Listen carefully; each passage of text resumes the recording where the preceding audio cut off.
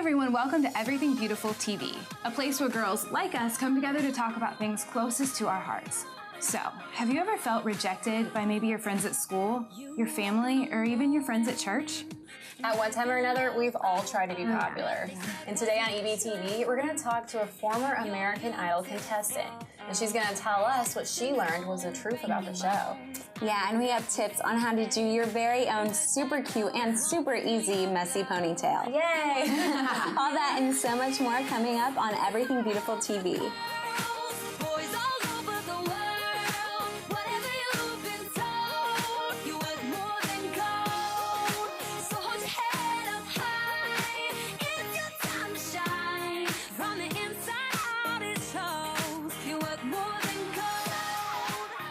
Hey everyone, what's up? I'm Rachel Markin, and we are hanging out with a singer and former American Idol contestant. Her name is Kendra Chantel.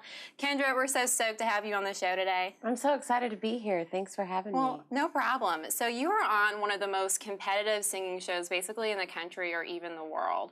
What was that experience like? It was a very interesting time in my life. On one hand, it was nothing like I thought it would be. But then on the other hand, it was like something I dreamed about my whole life, and it was confirmation, this is totally what I want to do. I think the biggest thing I took away from the whole experience was it was an amazing period of spiritual growth. The pressure and the daily, I guess it's almost like a gauntlet kind of thing. You never know if you're safe or if you're going home. And so just that pressure and that fear led me to trust God in a way that I'd never done before. So that was a really cool thing that came out of it. And that's amazing. So you made it to the top 24 of season 10, is that right? Yeah. So basically, American Idol is a lot about popularity. Yeah. You compete with other singers on every show, and then viewers will text in their favorite person. So the idea really is to be the most liked, because that's how you win, right? Yeah. And from the very first audition, the producers are just kind of cramming in your brain, the only thing you want is votes. That is what matters. That's where your identity lies. So by the time you're at the point where you are singing live for votes, you're just so oh gosh, can I please get some votes? That's all you can think about. Yeah, and that must have driven you a little bit crazy. And American Idol is a very large-scale popularity contest, really what we face in everyday life, maybe in school or even work. Had you ever faced trying to be popular maybe in middle school or high school? Yeah, I feel like we live in a society that we're kind of programmed to think popularity equals happiness. I remember when I was in 6th grade, I moved to a new school, and being the new girl in a small town, especially the creative musical new girl in a farm town, it was very difficult to fit in. And I can remember thinking, if they would just like me, everything would be so much easier. And I think that was that same mindset just magnified times a million. Yeah.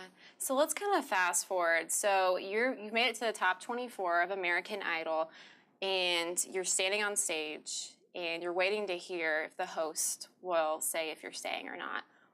And I have to imagine that was a heart-wrenching moment when you didn't hear your name.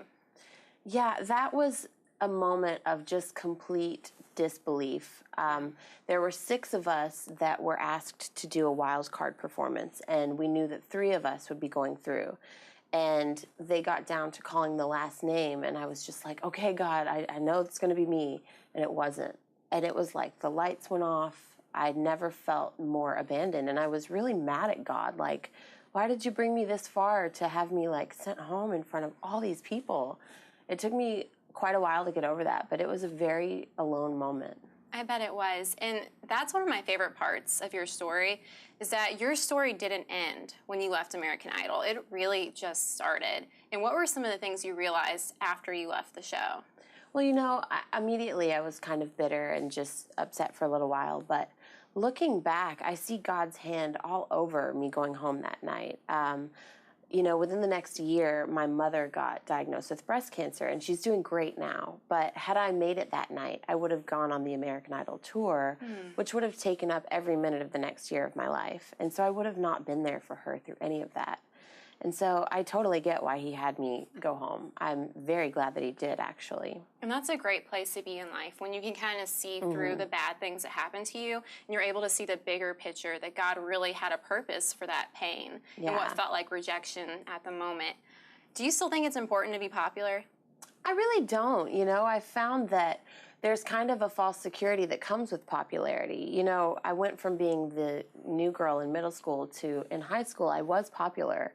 But with that comes this added pressure of keeping up the popularity. You know, it's easy to kind of march to the beat of your own drum if no one's watching.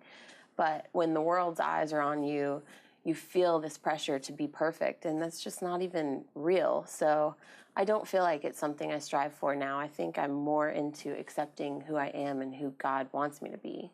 And that's good, because we know no one's perfect anyways. Right. And as American Idol shows, people have won the show and their career still hasn't taken off. And that's a lot like life. Like, even if you're popular, it doesn't guarantee success, because that can come and go and change. Yeah. Well, we've got to take a quick break, but we'll be right back here. Hey everyone, welcome to Everything Beautiful TV.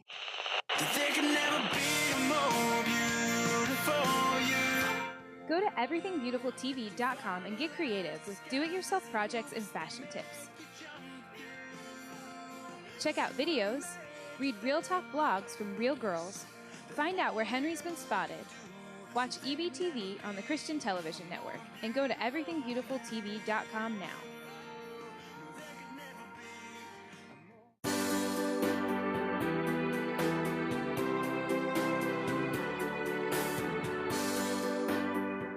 Hey, it's Ashley, and we're here at the Do-It-Yourself segment of EBTV. Today, we're going to show you guys how to do an awesome, messy ponytail. Joining me today to teach us how to do that is Malia from Breon's Hair Salon. Hi. Hey, thanks for joining us, Malia. Thanks for having me. Really excited to have you.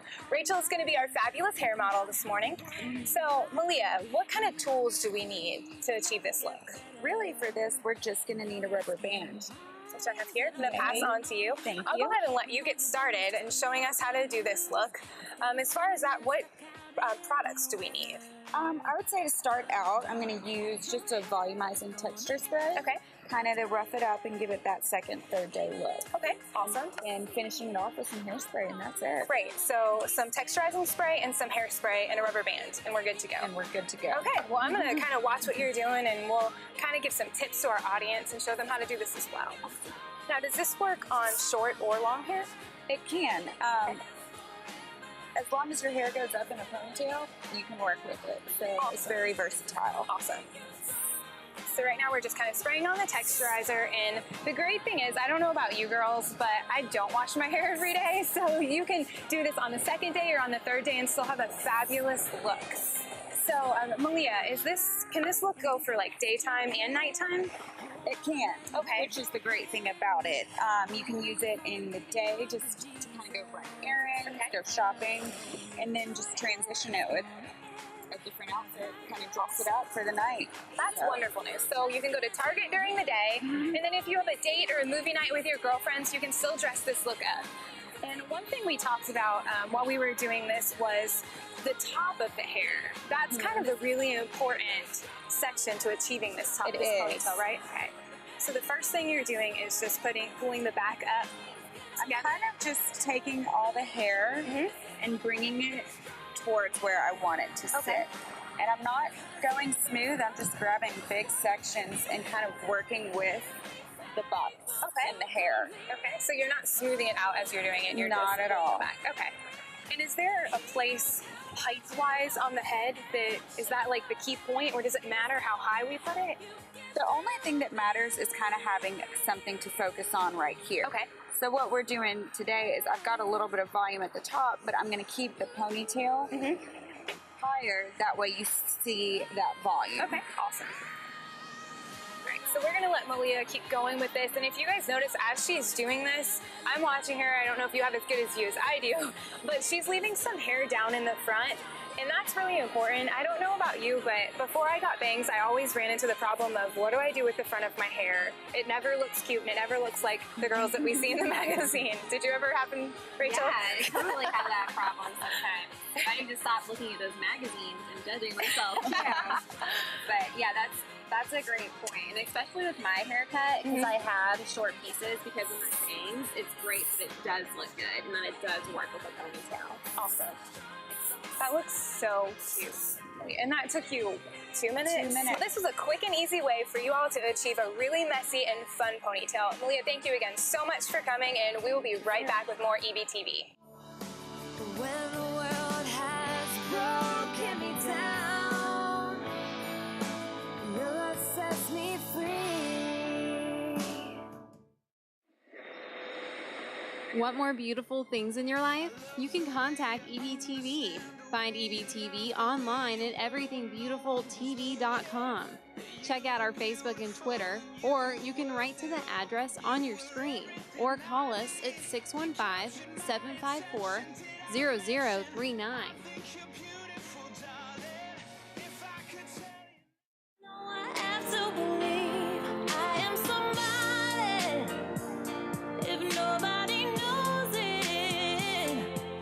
Hey girls, I'm Rachel, and we've been hanging out with a singer and former American Idol contestant, Kendra Chantel. Kendra, thanks for joining us today. Yeah, thanks for having me. No problem. So we've kind of been talking about your experience on American Idol and what you learned, which is that popularity doesn't mean a whole lot. So let's kind of fast forward and talk about your music today. Are you still singing? I am. I actually released an album almost a year after getting sent home from American Idol.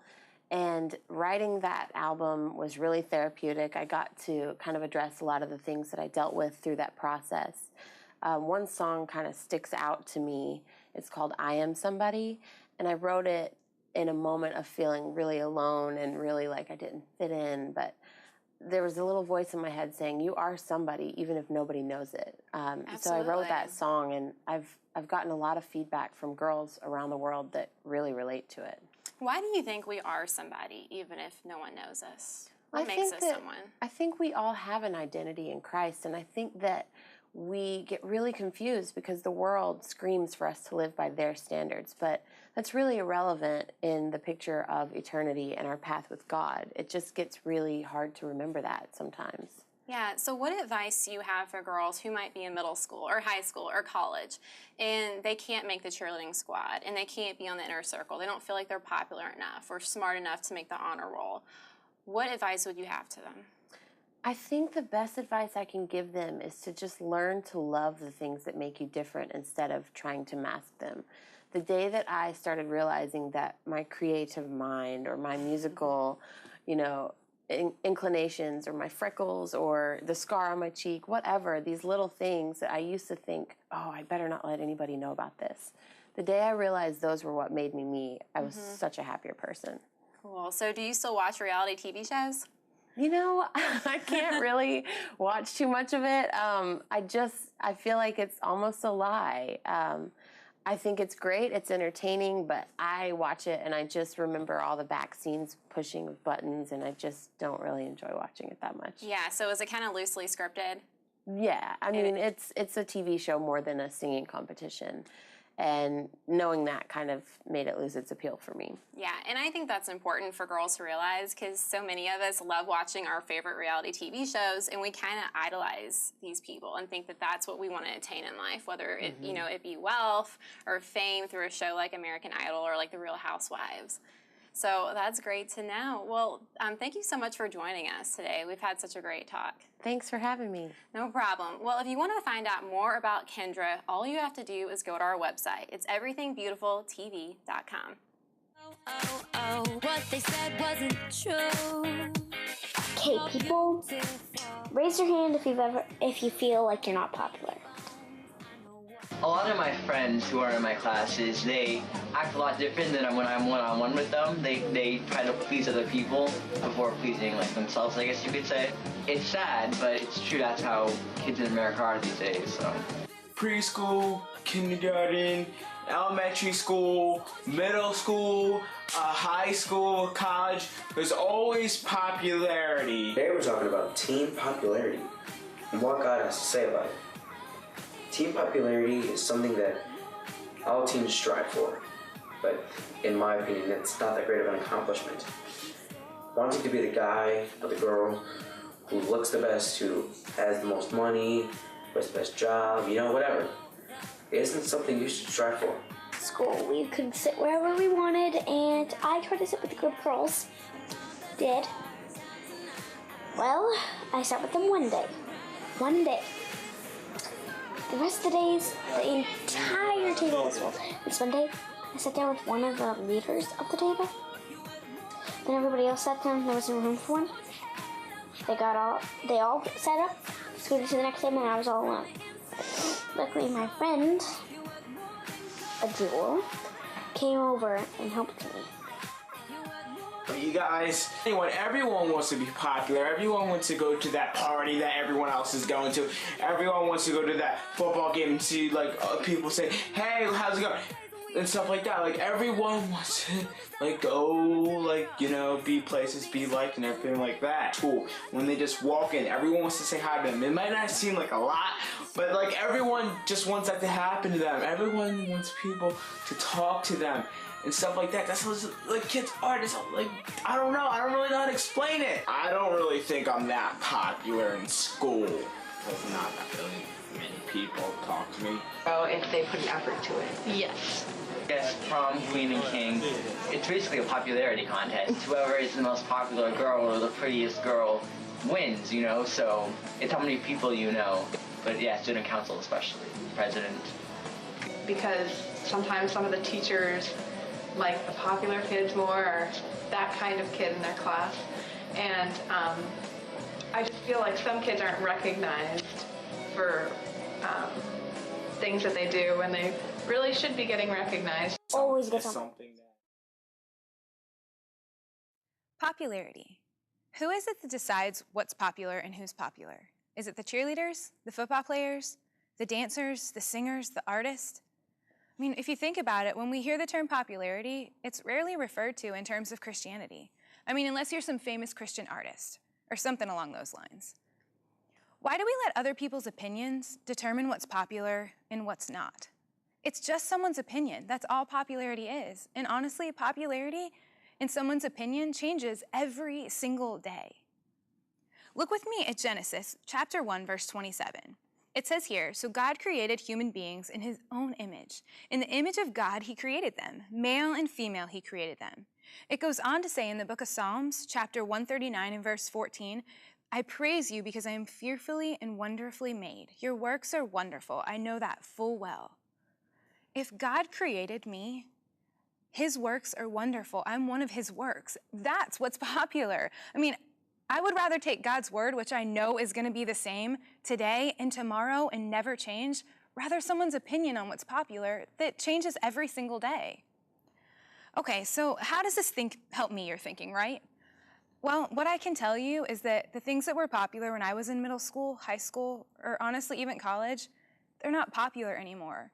And they really didn't matter nearly as much as I thought they did. What I can also tell you is that the Bible, when it says that I am fearfully and wonderfully made and I have an amazing plan and purpose, that was the same when I was in middle school, high school, and college, and it's also the same now. If you look back through the Bible, some of the people that made the biggest difference, honestly, they weren't always popular. Let's look at Moses. He was trying to help lead the Israelites out of Egypt, a land that they lived in misery. Yet the Israelites griped and complained and thought that Moses was a terrible leader. What about Joseph? I mean, his brothers sold him into slavery. How about David? He was just supposed to watch the sheep, right? What about Paul?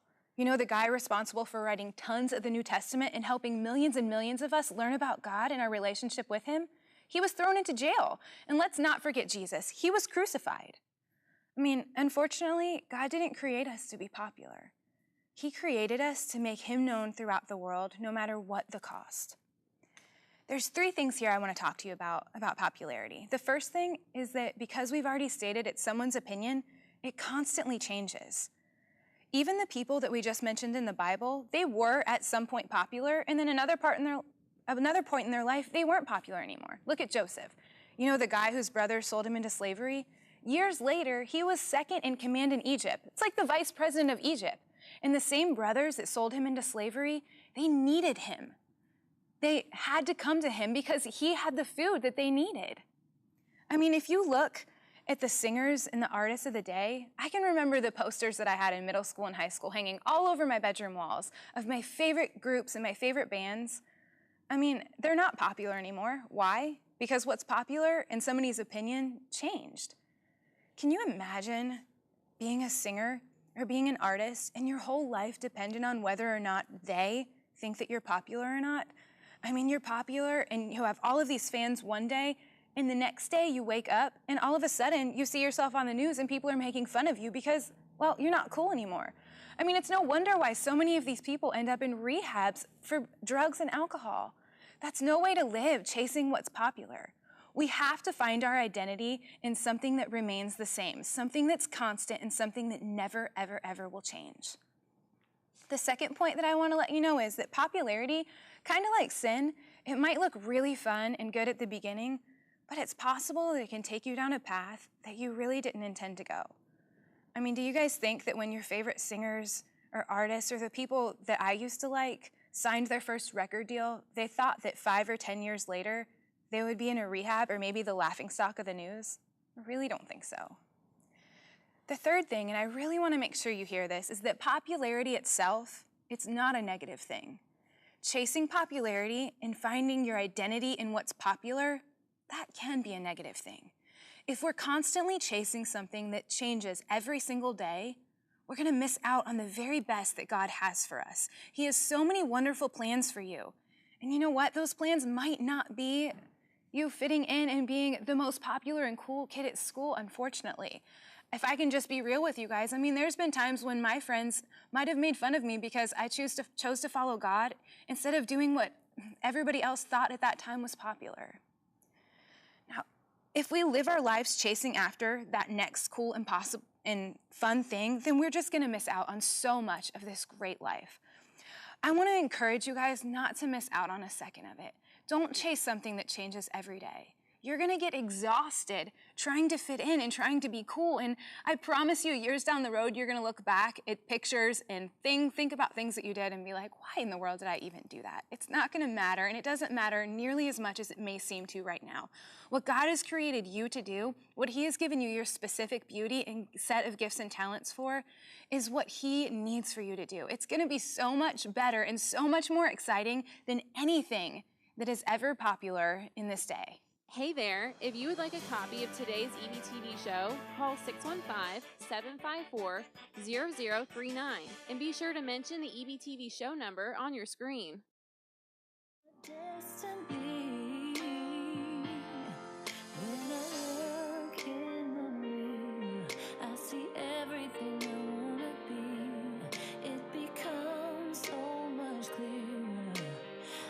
Thanks for joining us today. I, for one, know coming up with summer, it's really humid in Nashville. Putting your hair up is so easy, so it's great that you can do that and still make it look cute. And it's easy. Definitely, and you don't have to wash your hair every day to do that hairstyle. That's the best. Like 30 minutes.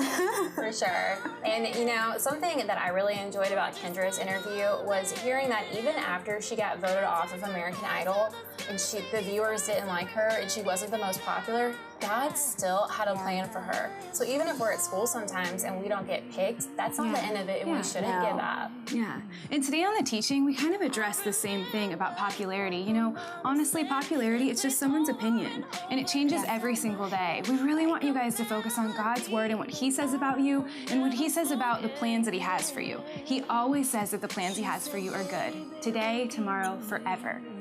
Yeah, and if you want to hear more about Kendra's story, more about the tips, everything will be on our website, everythingbeautifultv.com. We'll see you next week.